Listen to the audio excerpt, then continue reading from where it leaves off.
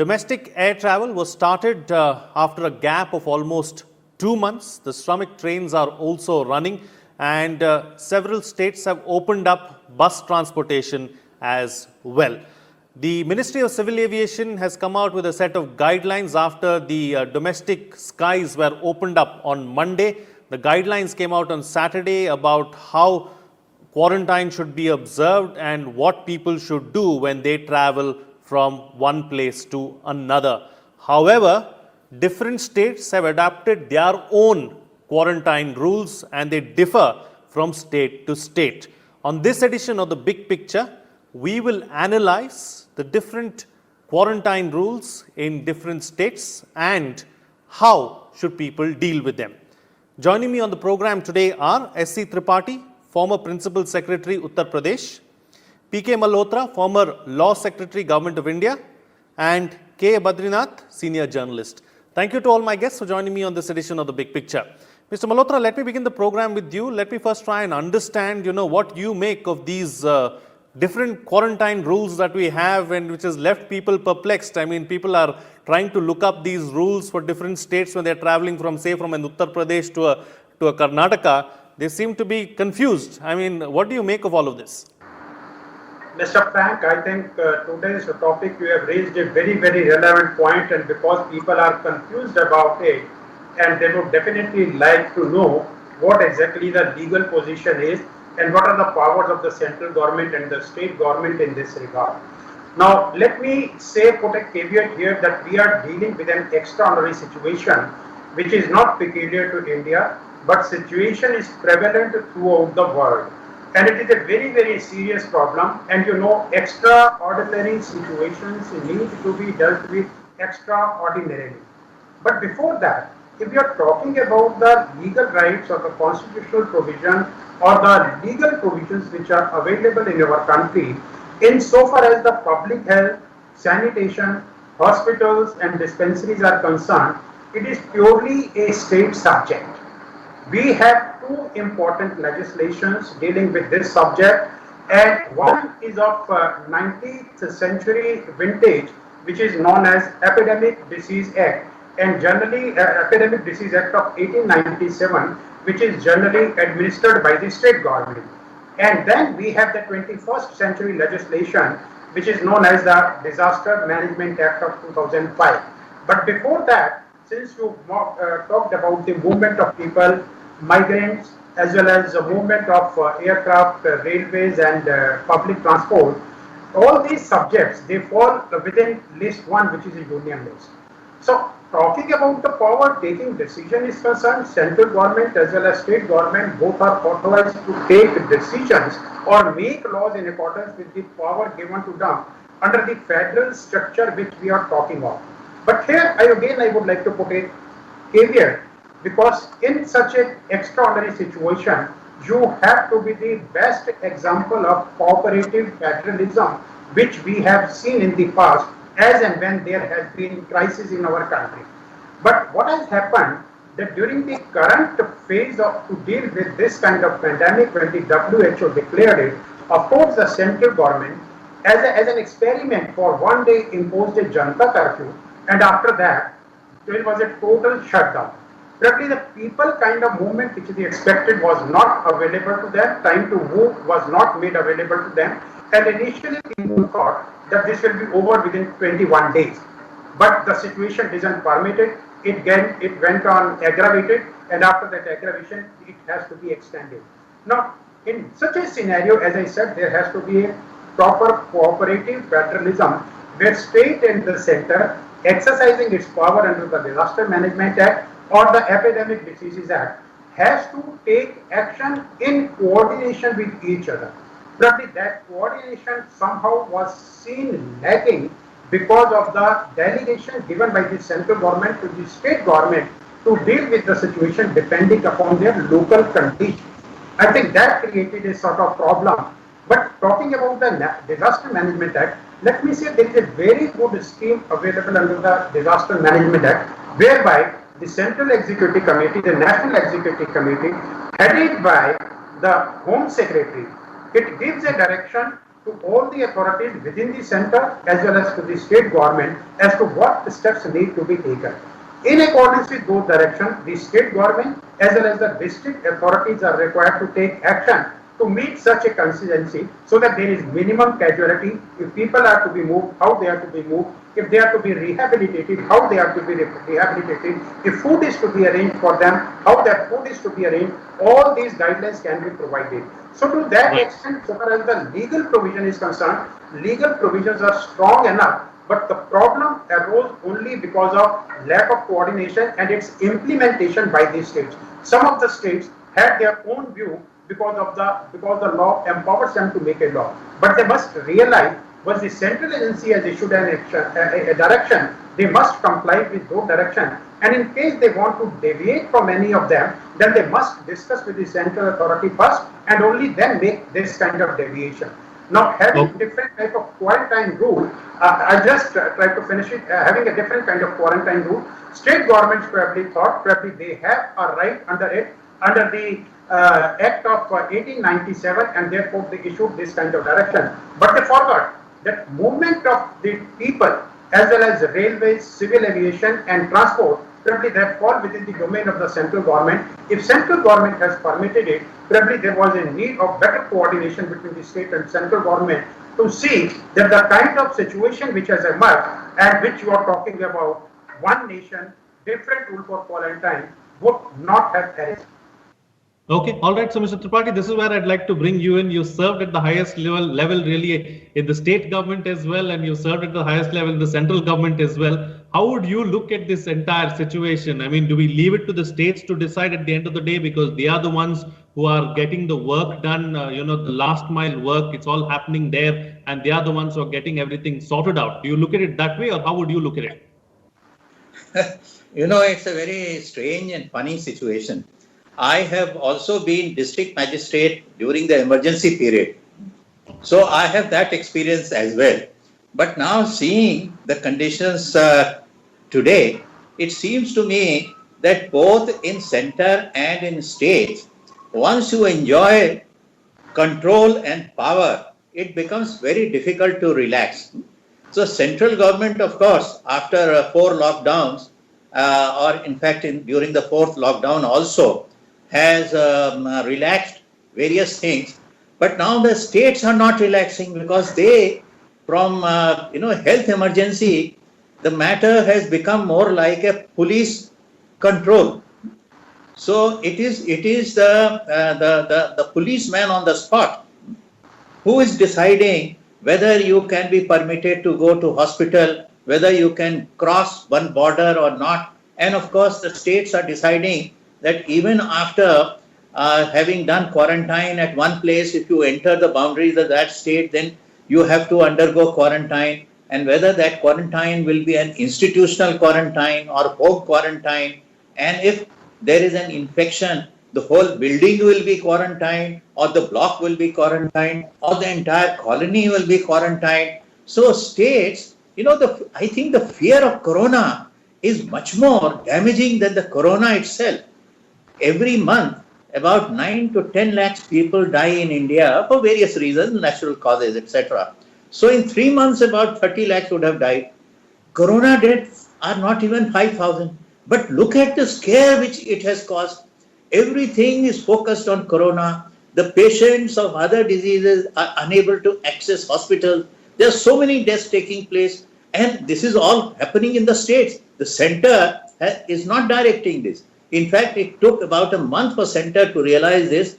Then they issued a direction that no patient should be denied hospital facility. But the hospitals earlier were not admitting. Then many states were not even allowing doctors from across the border. I stay about 300-400 meters away from Delhi border. And many of the doctors live in Delhi and work in Noida. Many live in Noida, work in Delhi. Even they were not being allowed because the state government was saying that only those who are dealing with corona, only they will be allowed to enter. Now, these were very strange situations. Even now, the entire concept of NCR has been thrown out of window. NCR has been one social, cultural, economic entity. But it is very strange because you cannot go to Delhi if you have to work in Delhi, or if you live in Delhi and your work is in Noida, you cannot come here.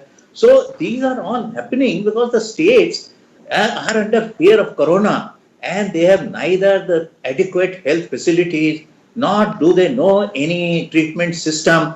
So what they know is they are being directed by the control mechanism that put control everywhere. Now that I think slowly should go away and people should start living their normal life.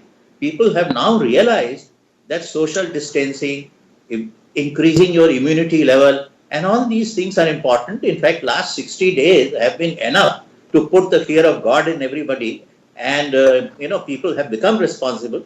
So I think slowly the states should relax these conditions, and the different quarantine rules. If somebody starts from Bangalore or Bombay, he comes to Delhi and stays in Delhi for a day, then he has to have quarantine in Delhi, and then after 14 days he comes to Noida, he has to have quarantine in Noida.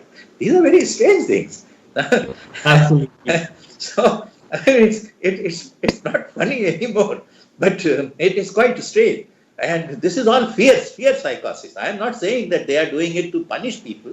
They are doing it because they don't have any clear, system of treatment before them, and they are very scared that what will happen if the infection, gets transmitted Right. here, there, everywhere. So that is the situation. I think they should come out of this fear psychosis.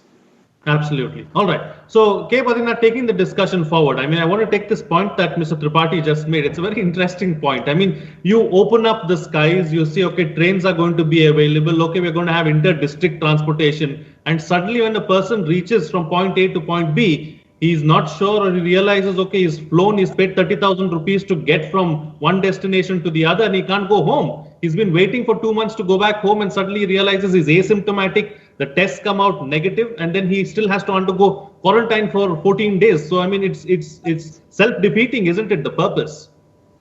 Well, see, different states have followed different rules and regulations, but broadly they are in conformity with the ICMR guidelines, that the Indian Council for Medical Research guidelines. Normally, they are saying that okay, if you are even there is slight symptom of coronavirus, you have to go through 14 days quarantine. Yes, either it is institutional quarantine or you want to be, restricted to your home and all that. Some states have even, prescribed 6 weeks. And there are states which have not even allowed trains to get into their state. For example, yesterday, Kerala has denied a train which is coming from Maharashtra to enter its state because the migrant labor from Maharashtra may be bringing in the coronavirus. So, point I'm trying to say is that every state is trying to develop its own, drill or protocol for dealing with the coronavirus. Say, for example, Uttar Pradesh. Uttar Pradesh says that, okay, any migrant labor or anyone who is coming to Noida or anywhere, he has to go through a thermal testing, then you have to go through, minor swab tests and all that. And then after that, if you are then you have to be 14 days anyway in quarantine. If even there is a slight, this thing. So, there is no harm in taking precaution. But are we overdoing it is the question the two gentlemen seem to be posing. The point is, have we ever faced such a situation where one would decide whether you need 1 week quarantine or 2 weeks quarantine or 6 week quarantine, and which state will have to do what? The Home Ministry guidelines are there. Then you have the ICMR drills.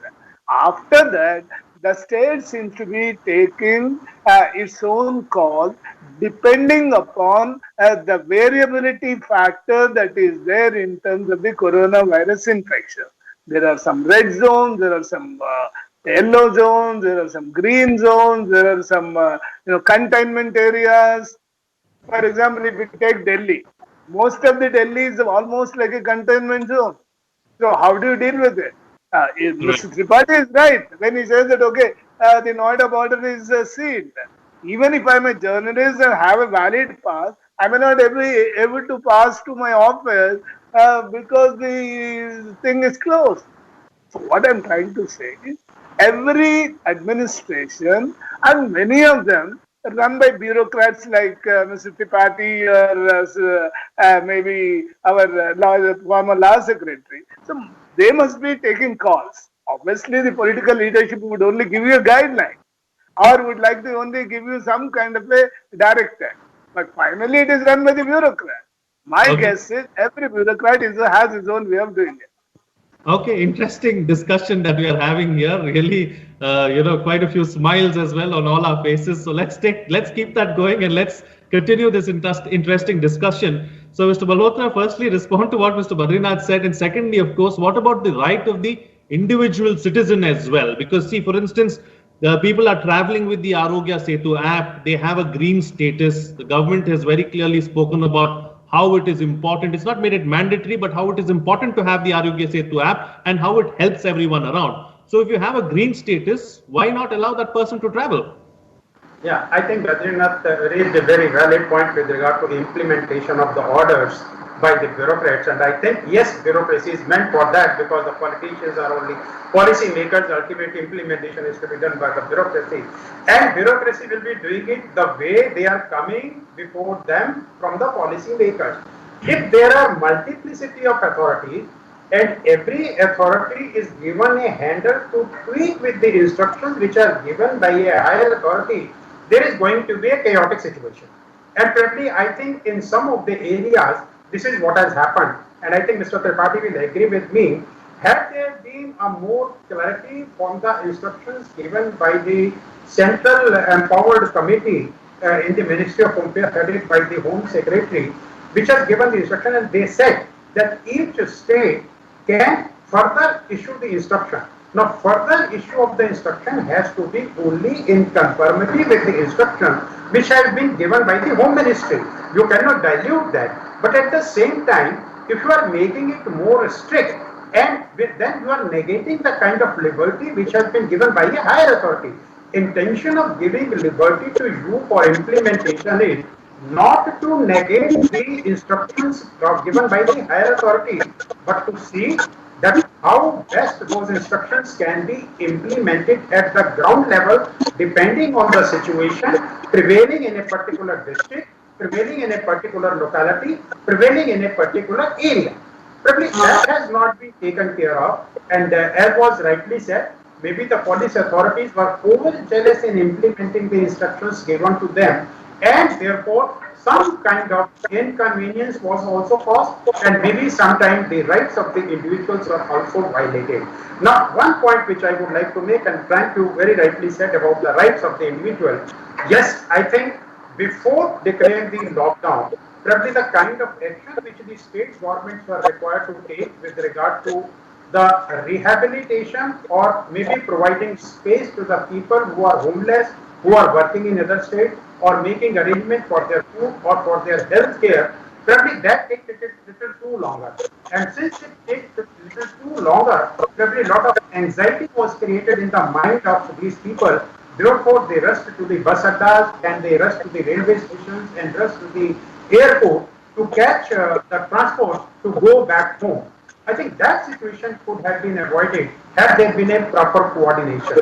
Now, so far as violation of fundamental right is concerned, yes, a reasonable restriction can always be imposed, and the Disaster Management Act empowers the government to impose that kind of restrictions on the individual's right. But yes, if they are going beyond a particular limit, the court will always intervene if somebody imposes, if somebody approaches the court of law.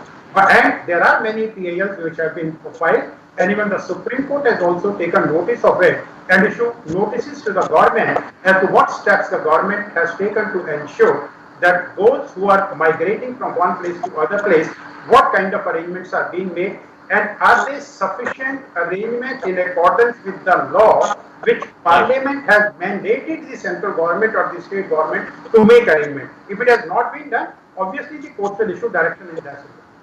Absolutely.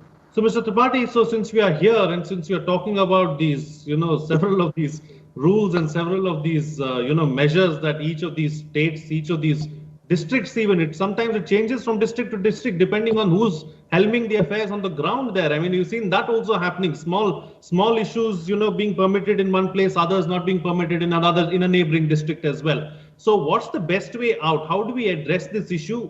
How can bureaucrats on the ground who are actually working there solve this particular problem? You're quite right. From district to district, the situation has not been the same. But the common denominator has been the districts which tended to be a little more liberal. They were also made to become as strict as the neighboring district. You see, a bureaucrat has a tendency to be more conservative and rigid. And then when it is left to the police to implement, then police becomes even more conservative and more strict. It is a health emergency. It is not a disaster of that kind. In the health emergency, the health professionals should be in the forefront of implementation, and bureaucracy and police should be in support rather than they come in the forefront and start implementing in only manner they know, as you have seen how the police was treating the various migrants who were traveling, rather than being compassionate, the way they were being treated. So, and also it depends, as has been pointed out by Mr. Malhotra, it very much depends on the political leadership. Now, in UP, I was, in fact, before we started, I was jokingly suggesting to Mr. Malhotra that Article 19 should be read every morning in UP Secretariat, because there is a rumor that UP government will not permit persons of UP to go and take employment, first to travel. So, and it travels somewhere, then the bureaucrats also start becoming more strict, and thereafter the police, of course, will become even more strict. So I think we have experimented with all these things, and over a period of time now, we should also see the government of India has in fact said that their instructions should not be diluted, but they have not said that their instructions should be so implemented that the spirit of the instructions should get. So that also the government of India should say, because in many places the spirit of the relaxation that the government of India is doing is getting lost, because the way state government have begun to impose their conditions. So that also the government of India should see. And I would say, of course, Mr. Malhotra has said that the courts will intervene. But unfortunately, for more than a month, the courts went in hiding. Okay, all right. So, there's another aspect in all of this, of course, is that, yeah, go ahead. You wanted to react? Yes. Point is saying that, political leadership should take a call, but I would enjoy all the perks, is a typical bureaucratic way of doing what you have to do. I don't agree with Mr. Tripathi at all. If UP has taken a call to say that I will set up a migration commission to deal with my migrant labor of 23 lakh people, what is wrong about that? And the point is that nobody knows what will happen to this migrant labor when they go back to Maharashtra, Gujarat, or any other manufacturing state. So, if migrant labor is given insurance cover, if migrant labor is given, if migrant labor is being given, let him complete his point. Let Badri complete his point. I'll come back to both you gentlemen for a reaction. Go ahead, Badri. If the UP government wants to set up a model for dealing with their labor in different states, what is wrong about that? I don't think. Yes, you may, both the gentlemen may, cite laws, this law doesn't work, or Schedule 9 doesn't work. This is not the issue. Issue is how practical are you as a leader there, either as a bureaucrat or as a politician. If your skills are being mapped, even in quarantine, if the skills are being provided, what is wrong about that? I don't think there should be anything wrong about it. So, for example, Karnataka is opening schools as well as temples, churches, and everything on July 1 or June 1st. So, depending upon the situation there, the government would have taken a call. Both bureaucrats as well as politicians are there. So, point is there that, okay, it's easy for all of us, perhaps, being out of the system, to say that, okay, this should not have been, this should not have been. My guess is you have not seen an epidemic like this ever in our lifetime. So everyone is trying to experiment with the system or trying to take a call on this spot. Let's be more compassionate and considerate rather than just junking it off. I don't think so. Okay, all right. So both gentlemen wanted to react. I'm running out of time on the Just a program small as well. point. One at a time, and also given your closing comments with the best Yeah. way forward as well. Yes, Mr. Tripathi. Just a small point. It's very good approach to set up a commission to look into the problems of the migrant labor. It's very good thing to create employment opportunities. Very good thing to train them. But the issue is the right to movement and right to profession. To impose conditions that they cannot go out of the state and to impose condition over another person to not to employ, that would create problem. I was only pointing out at that. All other things, of course, and what is being suggested, it is not that in last 73 years in UP, employment opportunities other governments did not think of. They did not think of providing skill. They did not think of employment opportunities. So all the best to them. But in spite of that, for a state of 22 crore population, it is at least in foreseeable future, it is not possible to provide gainful employment to all of them. So that should remain in the mind and the focus. Okay. Do everything possible to create facilities and to create employment by all means. All past governments have also been trying. Now, as for future, I am saying that we have had almost 60 days of lockdown. The government of India should take an overall view and consider and see that people are responsible. After all, you have to treat people responsible. They are the Right. ones who are voting you into power. You cannot treat them as totally irresponsible and children. So if you consider people are responsible, you give the guidelines that people should behave like this, and let the states and the local authorities have a light touch rather than imposing a very strict control on the lives of the people. That's all. Okay. All right, Mr. Malhotra, closing comments from you. Yeah, Mr. Frank, I think both the co-panelists, they have made a very valid point, but in a different perspective. This is my understanding. Yes, what we are dealing with an emergent health situation. If that is the ground, then obviously some immediate measures needs to be taken, for which Mr. Tripathi has rightly pointed out what steps need to be taken. And already we have undergone a lockdown for more than 60 days. If that has happened, I think we have prepared ourselves, and time has come when we have to open up and give opportunity to every man to explore the possibility with regard to education, with regard to employment and other things. And in that direction, so far as the long-term measures are concerned, I think Mr. Badrinath, the point which he made for that constitution of a commission and other things to be looked onto, they're all from long-term planning perspective. So that point is also valid, and this point is also valid. Immediate need, and after immediate need, what need to be done in the long run, because of the damage which has been caused to the whole social and economic fabric of not only of the country but of the whole world. I mean, we know we are not alone. Our country is not alone in this. The whole world is suffering. So if certain long-term measures are to be taken, they need to be examined separately. So for a short-term measures are concerned, for that I think we have already prepared ourselves during the lockdown period of 60 days, and a time has come when we should plan as to how we have to open it, so that the fundamental rights which were curtailed because of genuine reasons now can be restored, and people can start their working in the normal way as they were doing prior to the coronavirus. Absolutely. And Badrinath, close the show for us with your quick concluding remarks in 30 seconds, limited time on the program. The point I'm trying to make is that if the previous governments have done their job properly, then perhaps this kind of a migrant labor issue would not have cropped up at all. Secondly, playing politics in the name of workers is not the right way to do. Bureaucrats also, some of them, getting into this kind of a thing is not the right kind of the things to do at all. Third issue is, yes, every government is empowered and it needs to take a call on the spot rather than looking up to the center for seeking guidance. Yes, guidance is fine. Coordination is fine.